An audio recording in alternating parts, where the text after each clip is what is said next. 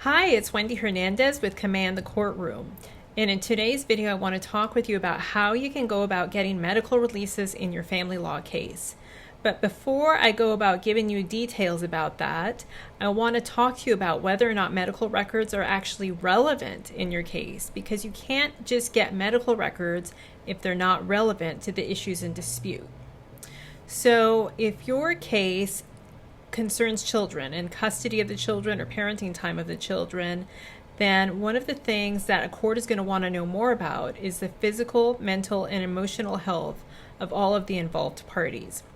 So if there is some sort of physical, mental, or emotional condition of a parent that affects their ability to make decisions about the children or affects their ability to have the children in their care, by all means, that person's medical history is relevant and very possibly admissible at trial, and that's something that you're going to want to investigate and look at and possibly get medical records for. So there's a couple of ways to get medical records, and one way would be to just ask the other side to provide you with a copy of their medical records, and I often do that in my cases where I think a person's medical history should be discovered.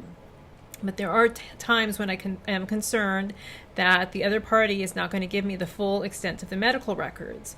I'm afraid that they may be hiding certain, parts of the medical records, or may not be disclosing all of the medical records.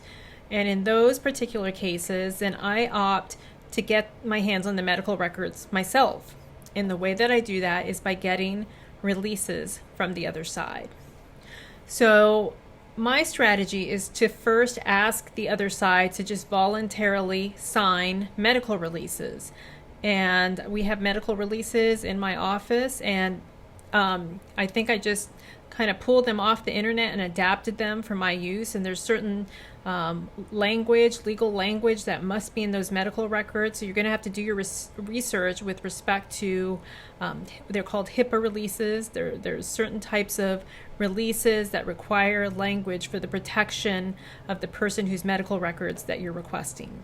So what I do is I ask the other side to sign the medical releases, whether or not that person is represented by an attorney or not. And usually whenever I forward a request for them to sign medical releases, I give them a deadline by which to respond. And if they don't respond and give me those signed medical releases, then I take the next step, which is I ask the court to order that person to sign the medical releases. So on the note of medical releases, I provide the blank copies to the other party. And there are times when I don't know the names of the medical providers that that person has seen. Obviously, that person is in the best position to know what doctors they've been to over the past several years. So I will ask the person to fill in the names of their doctors on those medical releases, as well as addresses and phone numbers, and then, of course, sign them at the bottom. There are other situations where I know all of the medical providers that that party has seen. So then I fill out the medical provider's name and address and phone number and just ask the person to sign. So that's a couple of ways that you can go about it.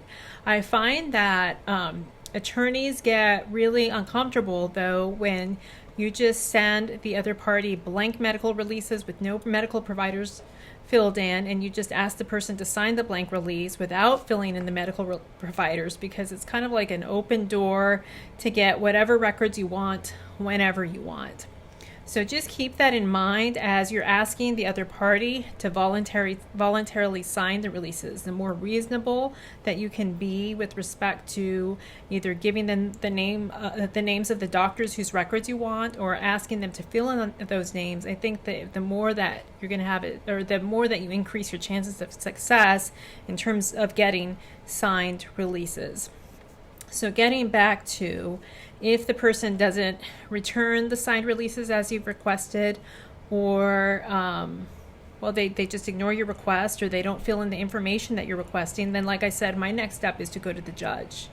And I've only had to go to the judge and ask the judge to force somebody to sign releases a few times in my career as an attorney doing family law. And I've been doing that for 17 years, practicing law for 20 years.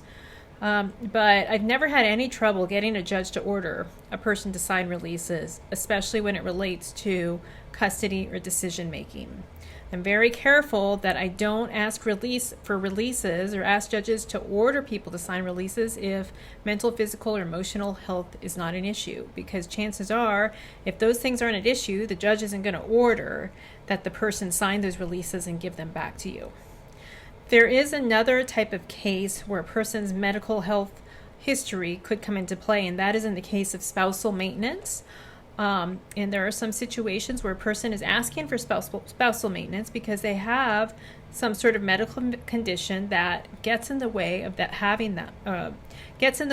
having a full-time job, or having a certain type of job, or having a job in their field of expertise. And that is the reason that they're asking for spousal maintenance.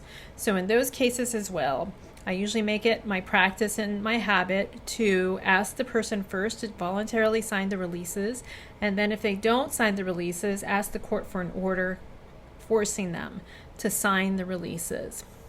So and one other thing on the issue of releases, not only can you go online and find a HIPAA release online, but sometimes doctors' offices have releases that are already pre-printed that they will give to you that you can provide to the other party to sign. So this is helpful, especially if you know the names of the doctors that the person has seen in the past. You may be able to just call up that doctor's office and say, hey, email me or fax me a copy of the release that you need to be signed by the patient before you'll release those medical records. Now, if you are asking for if you say you get the releases and they're signed, and then you start mailing letters or faxing letters to doctors' offices saying, disclose the records from this date to this date on such and such patient, you have to be prepared to pay the cost of the medical records. So if funds are limited, you really should talk with the doctor's office before you do that request and find out how many pages there are and how many cents per page they're going to charge you. There have been circumstances where I've had clients who have had significant files at doctor's offices, and the cost of the records was very high, several $100s. So you don't want to be caught off guard, because you will be on the hook if you're the one who is requesting the medical records directly from the doctor's offices. So the key points to remember are: 1, make sure that the medical history of the person who you're requesting the medical records from is at issue in the case, or is relevant to the issues in the case. 2, if you decide that it is relevant, then you can ask the person to voluntarily sign the releases, and if they don't, then you can ask the court for an order compelling them to sign the releases.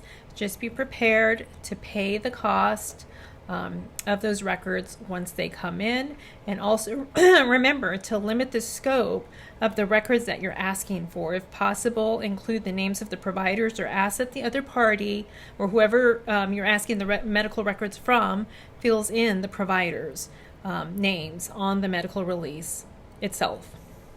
So that's it for this week's video. I hope it helped. Keep your questions coming. That's where I'm getting the material to answer your questions every week and to post videos every week. Remember, if you haven't already liked Command the Courtroom on Facebook, go there now, Command the Courtroom, and like us. I post my videos there every single week.